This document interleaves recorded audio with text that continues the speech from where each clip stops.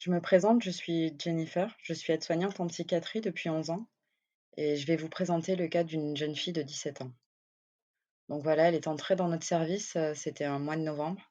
Elle est entrée pour un épisode dépressif avec idées suicidaires. Cette jeune fille, elle avait été adoptée avec son petit frère. Brillante à l'école, elle étudiait les langues et à son entrée, en fait, elle nous explique, qu'elle veut mourir.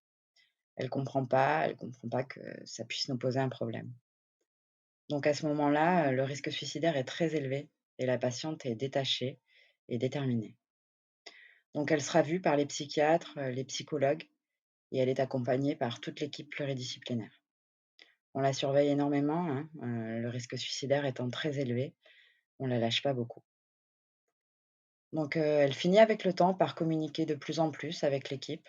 Elle commence à s'ouvrir à d'autres patients, elle devient participative à des activités et donc il y a une permission qui sera envisagée et qui lui sera accordée pour les 24 et 25 décembre, pour pouvoir passer les fêtes en famille avec son petit frère et à sa demande à elle. Quelque temps avant cette permission, elle commence à revenir un petit peu sur son entrée, sur son hospitalisation. Elle évoque la stupidité de ses pensées à l'entrée et elle se réjouit de passer un moment en famille pour les fêtes avec son petit frère. Elle se projette, elle parle d'une sortie prochaine, de ses études, de son avenir. Voilà, de ce qu'elle aimerait faire. Puis le 23 décembre, donc à la veille de cette permission, aux transmissions à l'interéquipe, vers 14h, 14h30, il y a un patient qui nous interpelle parce qu'elle n'est pas en salle de télévision comme à son habitude après le repas.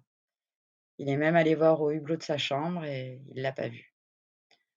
Donc on va commencer à la chercher, on cherche et une collègue à nous finira par la trouver, à genoux, dans son armoire, pendue avec un legging autour du cou. Et c'était déjà trop tard.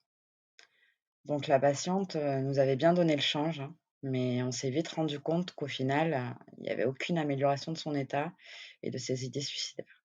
Elle a même laissé un courrier, dans lequel elle remercie l'équipe soignante pour leurs soins, mais en fait, dès son entrée, sa décision était déjà prise et elle n'avait jamais changé, quoi.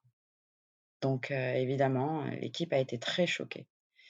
C'était un échec pour nous, de se dire qu'on a pu passer à côté de ça.